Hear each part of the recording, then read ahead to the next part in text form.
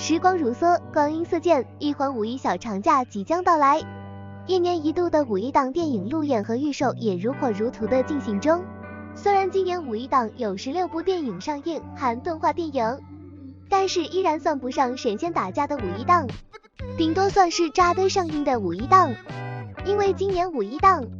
没有一部影片称得上大手笔、大制作、大牌云集的作品。即使王一博、胡军、周冬雨等主演的《长空之王》，虽然预售票房已破8000万元，虽然领跑五一档预售票房排行榜，虽然遥遥领先第2名的预售票房好几倍，但是该片并不是靠故事内容吸引人的电影，而是靠流量人气演员取胜。换句话说，假如《长空之王》不是王一博主演，换成任何一位普通演员领衔主演，那么该片就成了一部战斗机试飞的普通纪录片而已。毕竟该片导演是拍科研宣传片出身，该片又是导演的电影处女作。虽然导演曾拍过辽宁号航母宣传片，但是拍宣传广告片与拍电影完全不一样。拍几分钟宣传片的导演很难拍好一部2个多小时的剧情电影，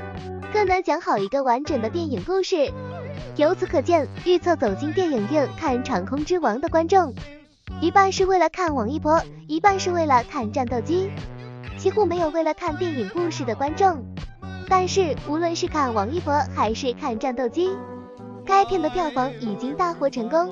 因为这2个看点都能激发荷尔蒙和肾上腺素大爆发。换句话说，该片只锁定2大观众群体，一个是粉丝群体，另一个是军事迷群体。有一说一，今年五一档只有《长空之王》一部具有票房号召力的电影，但凡有吴京、沈腾或易烊千玺等主演的电影同档上映，该片也就心惊胆战了，就没有绝对优势了。这并不是说《长空之王》不好，而是该片在五一档没有遇到强劲对手分流分票房。无论是张新成、孙坚主演的《这么多年》，还是陈飞宇、周也主演的《倒数说爱你》，2部青春爱情片的演员都缺人气流量加持，而且2位男主前段时间都有网传的小负面。无论是乔杉、马丽主演的喜剧片《人生路不熟》，还是杜江、王建言主演的灾难片《惊天救援》，虽然题材类型和演员阵容都不错，但是没有一个演员能扛得起票房大旗。虽然黄景瑜、白百合、王丽坤等主演的犯罪悬疑片《检察风云》被称为电影版的狂飙，但是该片是香港导演执导，难免重走港片套路和风格。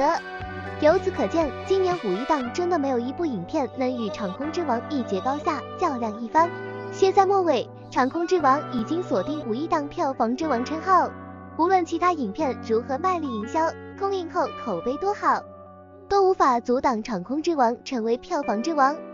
都无法撼动《长空之王》票房冠军的宝座。